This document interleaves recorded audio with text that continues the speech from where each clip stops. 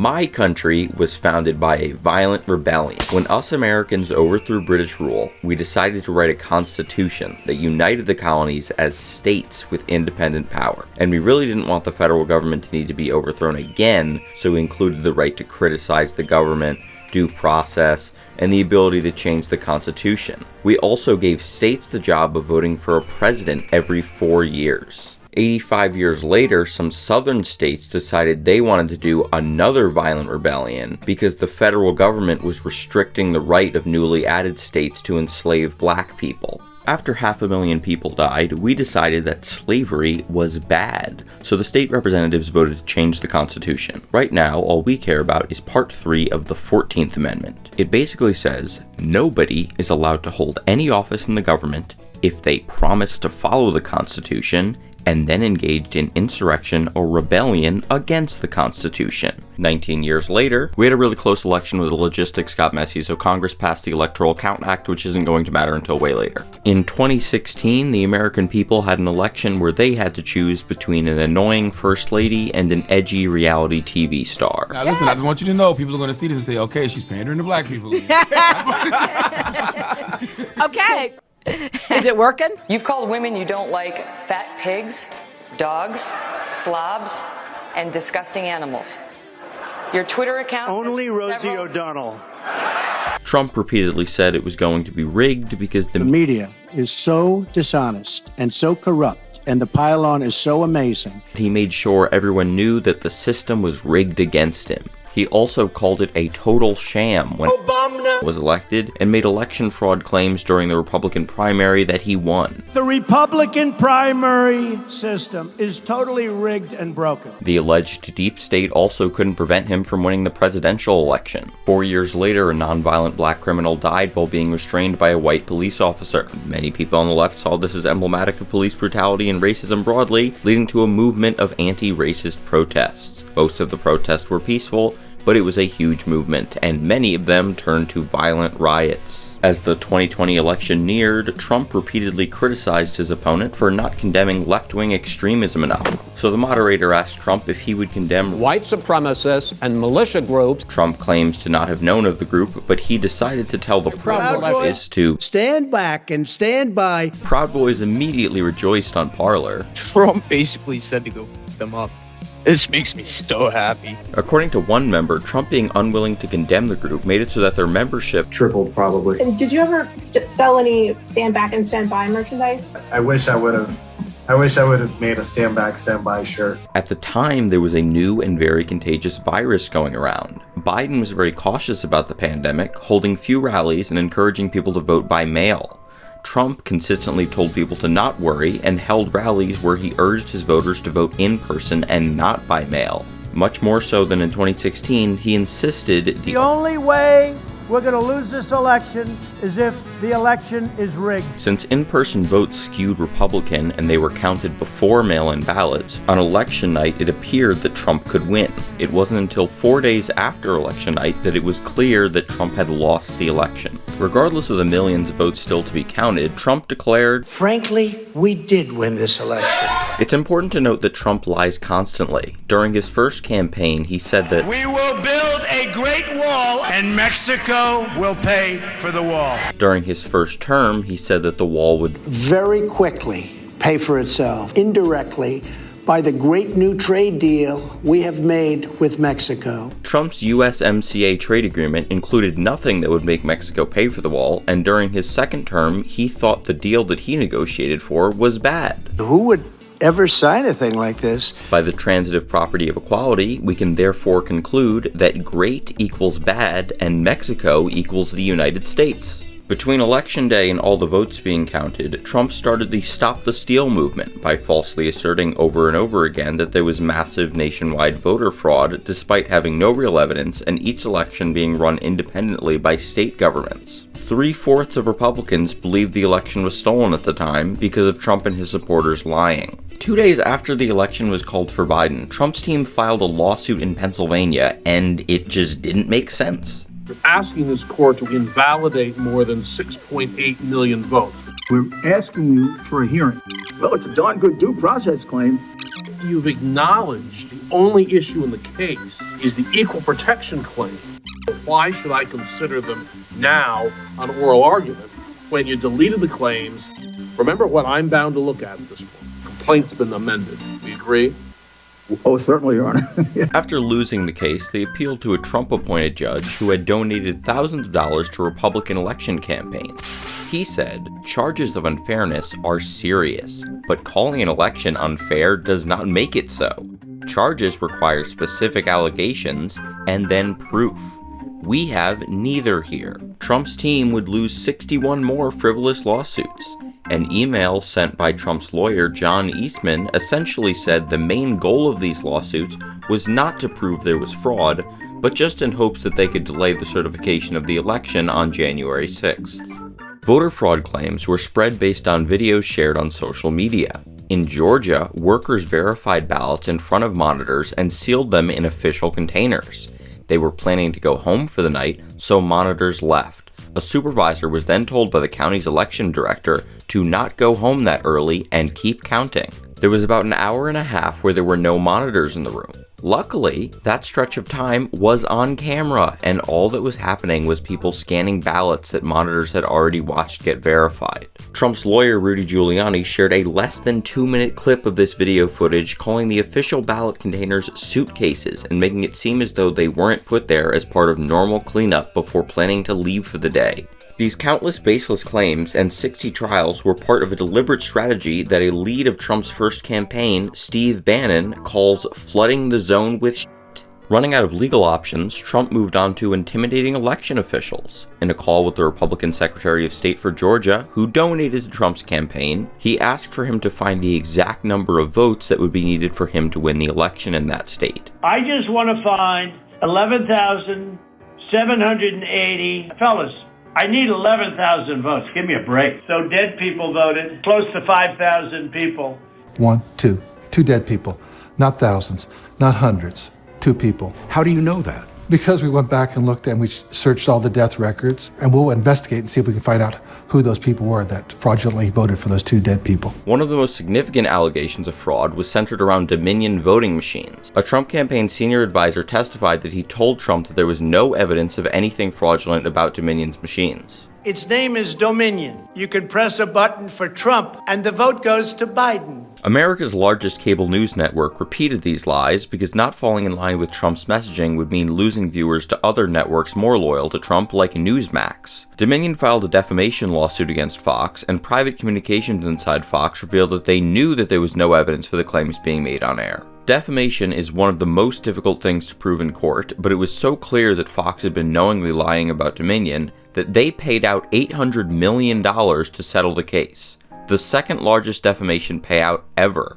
only beaten by Alex Jones for claiming that the Sandy Hook Elementary School shooting was a hoax. Rudy Giuliani also had a defamation case brought against him by election workers in Georgia that he claimed committed election fraud. In court, he argued that it was just his opinion, and freedom of speech protected his right to spread misinformation. He paid out $150 million. We'll get back to Trump's personal lawyers breaking the law, but first, we need to talk about the Department of Justice. Trump's chosen head of the DOJ enabled the DOJ and FBI to investigate fraud in the 2020 election. There was an avalanche of all these allegations of fraud, and it was like playing whack-a-mole. All the early claims were completely bogus and silly. I made this statement. To date, we have not seen fraud on a scale that could have affected a different outcome. And the president was as mad as I've ever seen him. I reiterated they wasted a whole month on Dominion voting machines. Tell them how crazy some of these allegations were. There was never an indication of interest in what the actual facts were. Barr resigned, and Jeffrey Rosen, who was also appointed by Trump, took his place. Your first official day as the acting attorney general, what did he want to talk about? That he thought the election had been stolen or was corrupt. Our reviews had not shown that. We simply did not have standing, and we tried to explain that to the president on numerous occasions. Mr. Rosen said to Mr. Trump, quote, DOJ can't and won't snap its fingers and change the outcome of the election. Let's now put up the notes where you quote the president. Just say the election was corrupt and leave the rest to me and the Republican congressman. That's an exact quote from the president. He was adamant that he had won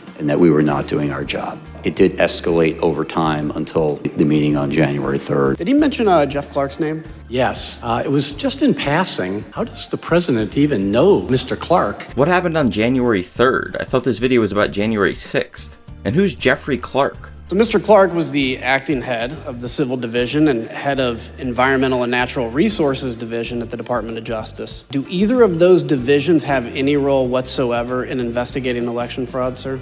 No. Clark asked Rosen and Donahue for a promotion and for permission to send a letter to Georgia claiming that the DOJ had found significant irregularities in the election. He also signed the draft letter as if he had already been promoted to make him seem more important than he was. Despite him being completely unqualified and it being against DOJ policy for the president to be talking to random people in the agency, the president was planning to appoint him to be the head of the DOJ solely because he was the only person in the agency willing to send out letters lying to states about evidence of voter fraud, even though he had not been a participant in the department's review of that. He told me that he would be replacing me. Thought it would be appropriate to at least offer me that I could stay on as his deputy. Told him that was nonsensical. Donahue set up a conference call with leadership in the department. All, without hesitation, said that they would resign. DOJ leadership arrived at the White House. The president turned to me, you aren't going to do anything. You don't even agree with claims of election fraud. This other guy at least might do something. You're right. I'm not going to allow the Justice Department to try to overturn the election because that's what's consistent with the facts and the law. Everyone in the room was supportive. The president said, what do I have to lose? Mr. President, you have a great deal to lose. You're talking about putting a man in that seat who has never tried a criminal case, who's never conducted a criminal investigation. He's going to take charge of the department, 115,000 employees, including the entire FBI. He has never been in front of a trial jury, a grand jury.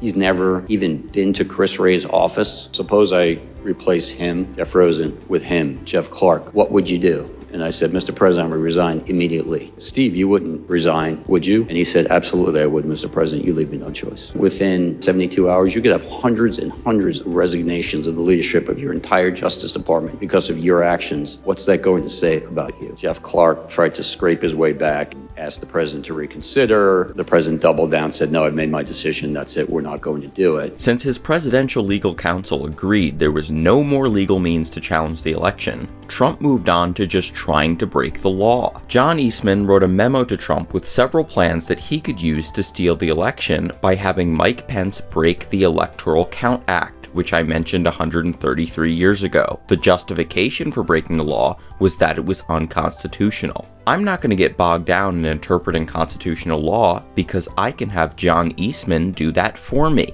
He said that the Supreme Court, the people in charge of interpreting the Constitution, would unanimously rule against his idea that the ECA was unconstitutional. His view was that the court simply wouldn't get involved. He started, well, maybe you'd only lose 7-2, but ultimately acknowledged we would lose 9-0. No judge would support his argument. Every election, each state has a set of electors sign a document saying who they all cast their votes for and mail it to Congress. This is a thing that states do. The federal government is not supposed to be involved at all. Trump's team had any willing citizens in 7 swing states sign a document falsely claiming they were chosen as electors for their state. It's obvious they were fraudulent if you just look at them. Each state had different formatting for their documents, whereas all the forms that Trump had sent to Congress looked nearly identical. Trump's lawyer Chesborough pled guilty to conspiracy to commit filing false documents. So then Trump tweeted, statistically impossible to have lost the 2020 election. Big protest in DC on January 6th. Be there.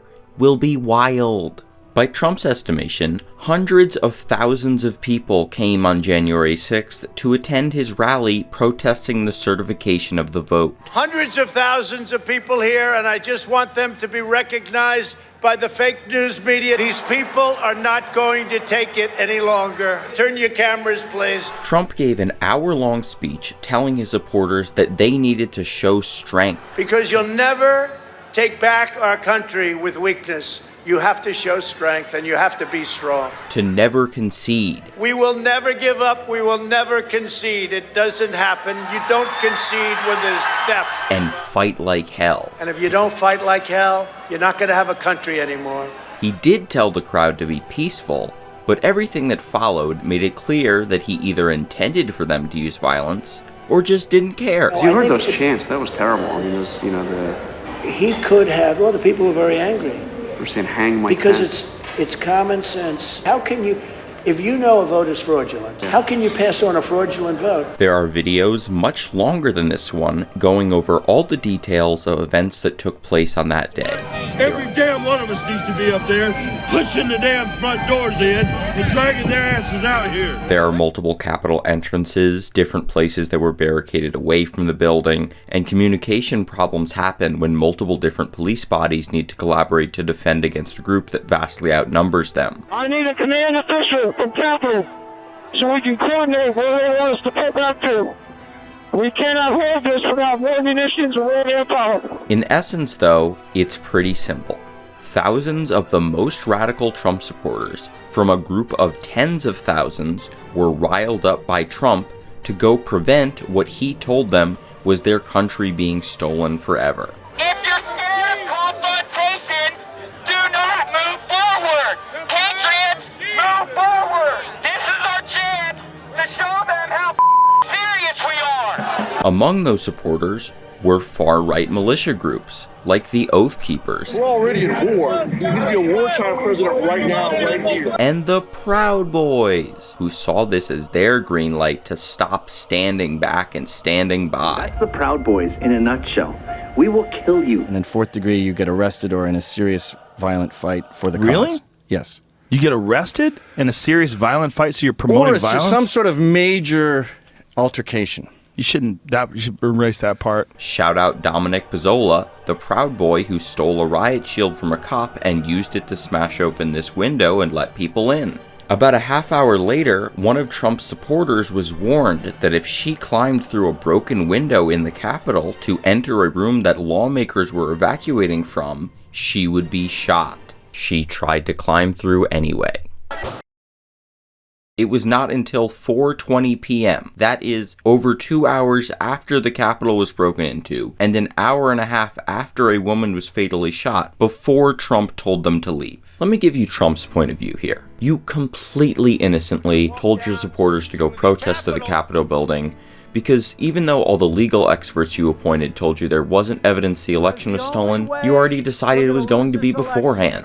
And you could find some people who told you what you wanted to hear. Let's have trial by combat. You told the protesters you would be down there with them, but you were a couple miles away in a White House dining room sipping on refreshing ice-cold Diet Coke. Assuming a casual sipping rate of 1 Coke per 10 minutes, it's been 3 Cokes since the building was broken into, and cops are continuously being injured. Then one of your supporters is shot. Multiple people keep coming into the room and pestering you, including your hot daughter. She does have a very nice figure.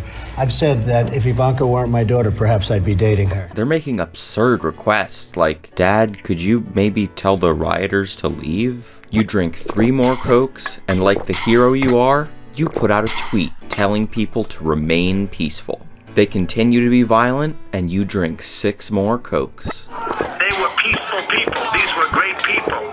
The crowd was unbelievable. And I mentioned the word love. The love in the air. I've never seen anything like it. Your chair is so comfortable, but people are getting really whiny, so you agree to tell the rioters to leave. No rush, though. Plus, the speech they want you to read is really giving the rioters a hard time for being violent, so you'll need to have that revised. Good chase. Yep. When you're ready, sir. Yep. You tell me when. When you're ready, sir. Who's behind me? Okay. He's gone around. We're all clear now. I know your pain. I know you're hurt. We had a election. Let me see. I know your pain. I know you're hurt. We had an election that was stolen. The goal of sending the rioters was probably not to kill any Congress members. It was to intimidate and delay, as Trump made clear in his speech. Mike Pence is going to have to come through for us. But what was the crowd meant to intimidate Pence to do? A bloodless coup. It's all laid out in John Eastman's memo. The hope was that the fraudulent electors sent from the swing states by Trump would be accepted by Congress, so when Pence opened the ballots, he could just choose to count the fake ones, making Trump the winner. If Congress didn't accept the obviously fake ballots, then Pence was supposed to play dumb. Since there were 2 sets of electors sent in and allegations of voter fraud, he was supposed to throw out all the swing state ballots. With none of the swing states in play, Trump would have more electoral votes than Biden, making him the winner. Or, since neither candidate had the typical 270 votes required to win, Pence could send it to the Republican-controlled House of Representatives for a vote. The last idea was for Pence to determine that because election challenges were being made, he could just indefinitely postpone the election in hopes that evidence of voter fraud could be found eventually. Luckily, Pence is an actual conservative and not a traitor. The Constitution affords no authority for the Vice President or anyone else to reject votes or return votes to the states. Great public servant came in and said, "Sir, we got to get you out of the building now." And said, "You're not hearing me. I'm not leaving." Said, "I'm not giving those people the sight of a 16-car motorcade speeding away from the Capitol." Do you believe that Donald Trump should ever be president again? But I think that's up to the American people. But I think we'll have better choices in the future. You have said you would not have certified the last presidential election. Would you again seek to challenge this year's election results, even if every governor certifies the results? We're focused on the future. Inflation, Kamala Harris, make housing affordable, make groceries affordable. But I want to answer your question. Problems in 2020, we should fight about those peacefully. Joe Biden became the president. Donald Trump left the White House, a Harris-Biden administration. Threat to democracy, threat of censorship. Big technology companies. Kamala Harris, she'd like to censor people who engage in misinformation. Threat to democracy, Bobby Kennedy Jr. and Tulsi Gabbard. American First Amendment. Kamala Harris, censorship. COVID, or threat to democracy. Donald Trump said protesters should peacefully protest on January the 6th. You might think that in court Trump would say, "No, I didn't lie about voter fraud. I didn't pressure election officials to find votes. I didn't have 84 people sign fraudulent legal documents. I didn't pressure my vice president to break the ECA. I didn't watch for 2 hours as rioters assaulted cops and disrupted the peaceful transfer of power." And he certainly didn't argue the Electoral Count Act was unconstitutional. For anybody sitting in the back not paying attention, I'll reiterate, he went to court over these things, and he didn't argue that he didn't do them. He instead brought his case up to the Supreme Court and argued that he needed a get-out-of-jail-free card. So these 9 people needed to decide if Trump should have some degree of criminal immunity.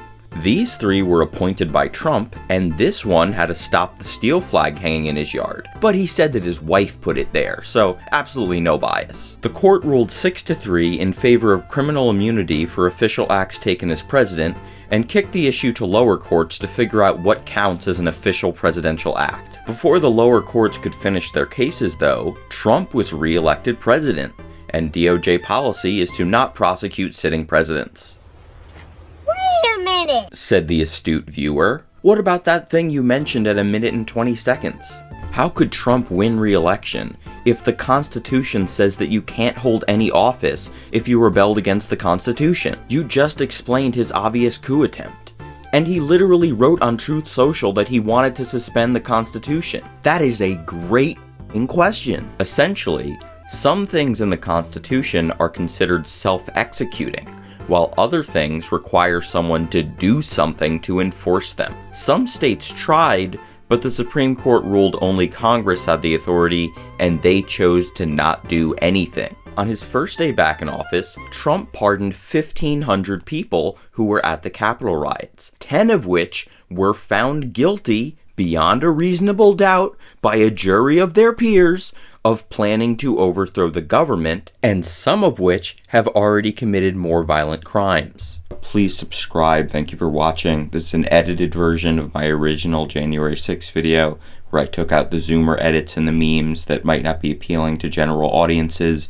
So if you have somebody who believes the nonsense, the voter fraud claims, you could send this to them, but they'll probably not finish it anyway, so it doesn't really matter. I would give you some call to action of how you could make some change in the world, but you're probably not going to do that anyway, so just subscribe to my channel and give me money. That's all I need. That's all I need to do to be a political advocate. Just give me money.